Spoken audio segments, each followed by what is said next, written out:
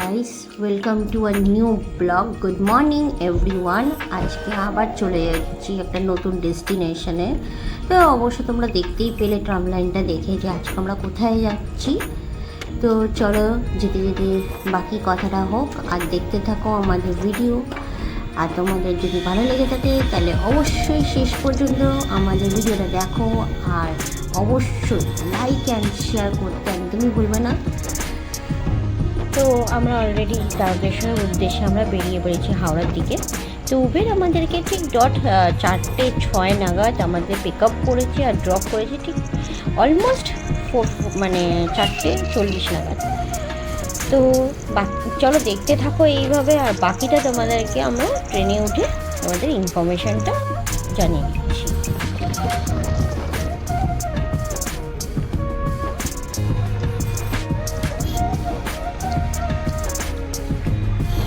আমরা চলে এসেছি এখন হাওড়া। তো আমাদের ট্রেন আছে 5:10 হাওড়া গোঘাট লোকাল। এই ট্রেনটি হাওড়া থেকে গোঘাট যায় তারকেশ্বরের ওপর দিয়ে। আমরা এই ট্রেনটা করেই তারকেশ্বর যাব।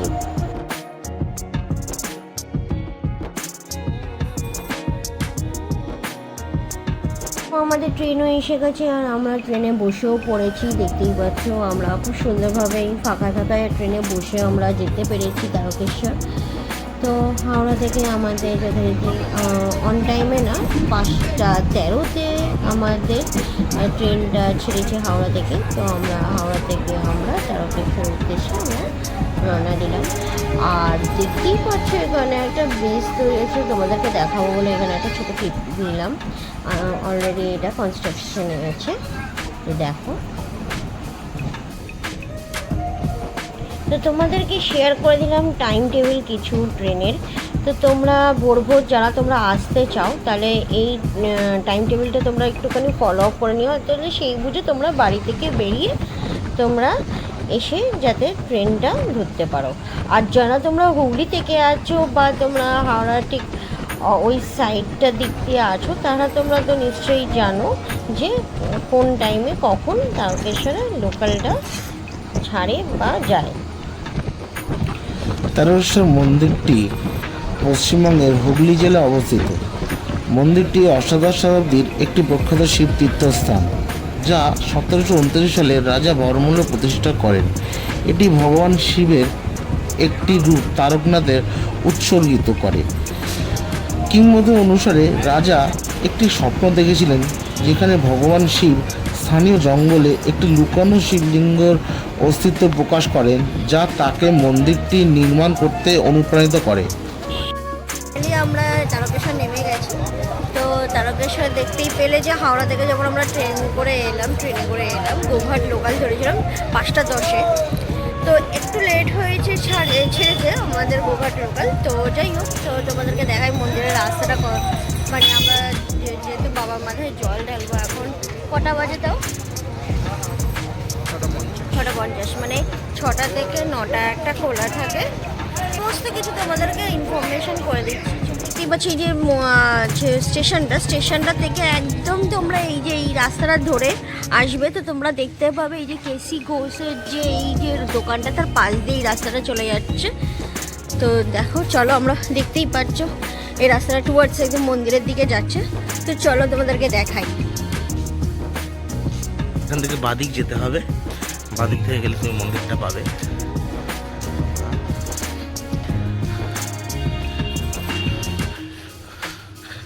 অনেকদিন পর সকালবেলা বেরিয়েছে বলো? সারা জেগে কারণ আমাদের ভোরবেলা খুব বেরোতে হয়েছিল। দেখতেই পাচ্ছ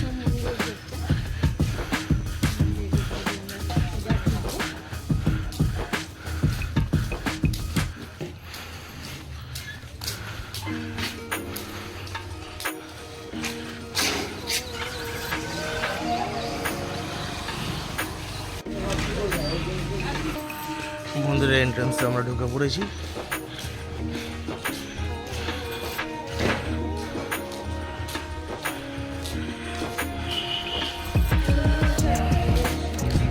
হ্যাঁ, ডালা নিতে পারো। ডালার থেকে বাবার শিবলিঙ্গ বলো, ওই যে সব দেখতে এগুলো অনেক কিছুই আছে।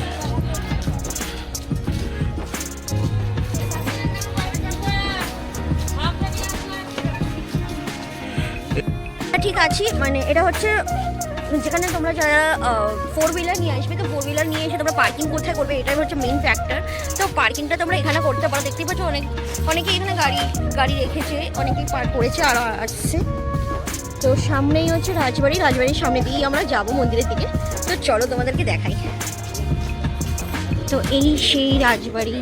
আচ্ছা, আরেকটা জিনিস তোমাদেরকে বলে দিই, যারা তোমরা ভোগ খেতে চাও তাহলে সকাল 10টার মধ্যে কুপন গেটে তোমাদের কাছে রাখবে, 1টা থেকে 1:30 নাগাদ ভোগ দেওয়া হয়। এই হচ্ছে রাজবাড়ি, দেখতেই পাচ্ছ রাজবাড়িটা।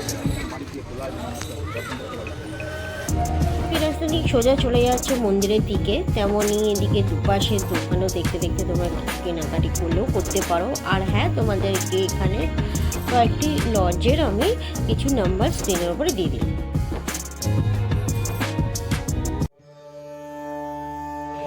তোমরা চাইলে পান্ডা দিয়েও পুজো দিতে পারো বা নিজেরা একা গিয়েও পুজো দিতে পারো। আমরা পান্ডা ধরেই পুজো দিয়েছি। তো এখানে অনেক রকম পান্ডা অনেক রকম কিছু বলবে, তো সেটা তোমরা কি করবে সেটা তোমাদের ওপর।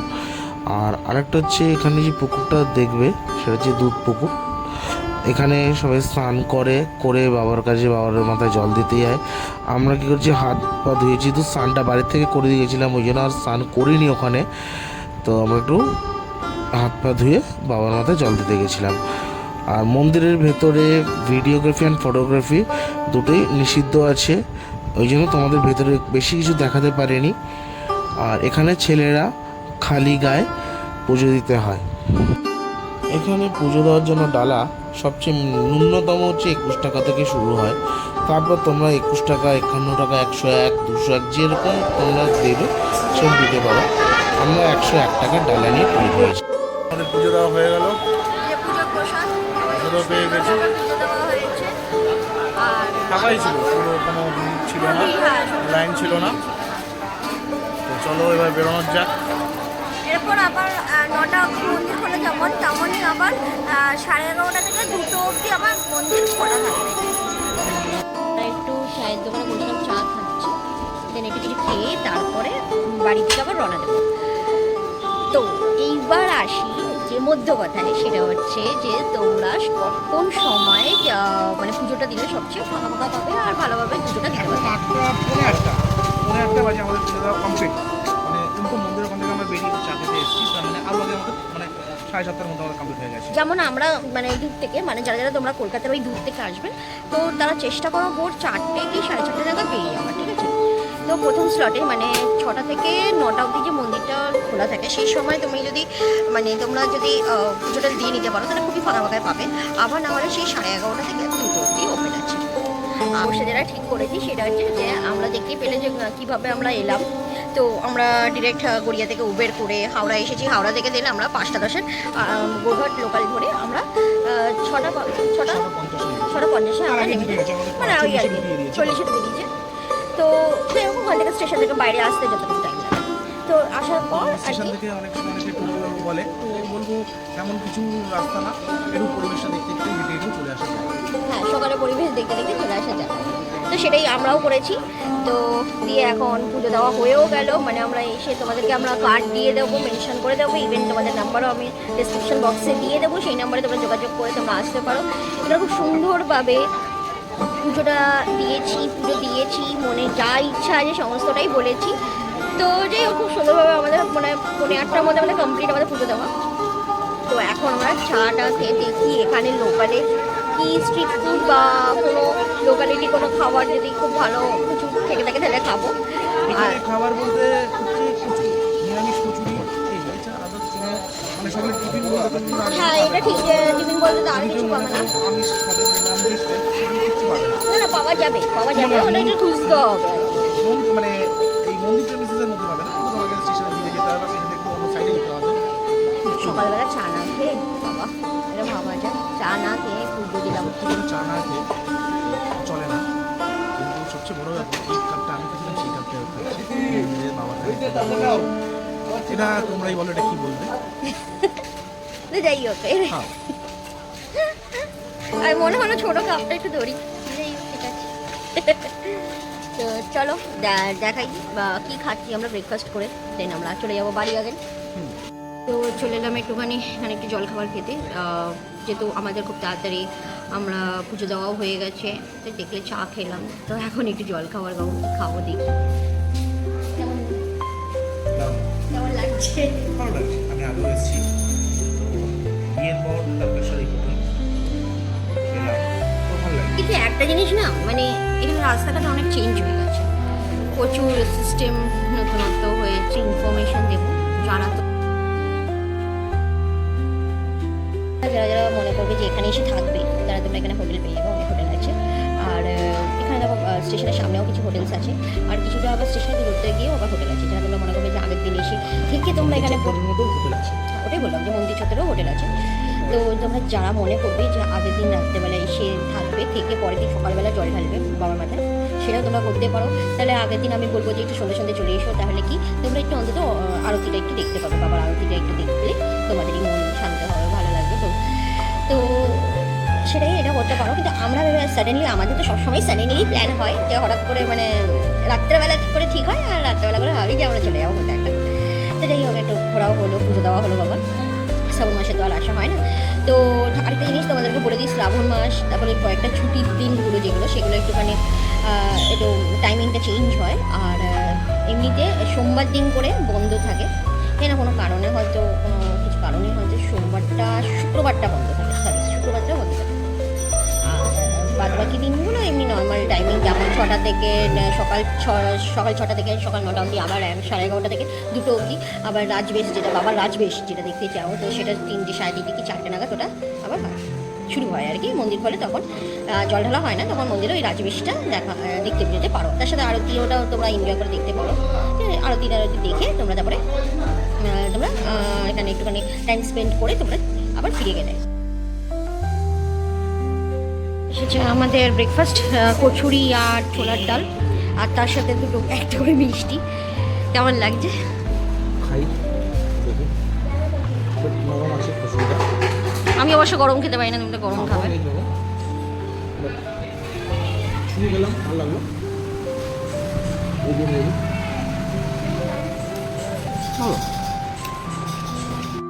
তো চলো, আমাদের পুজোর খুব ভালো মতন দেওয়া হলো।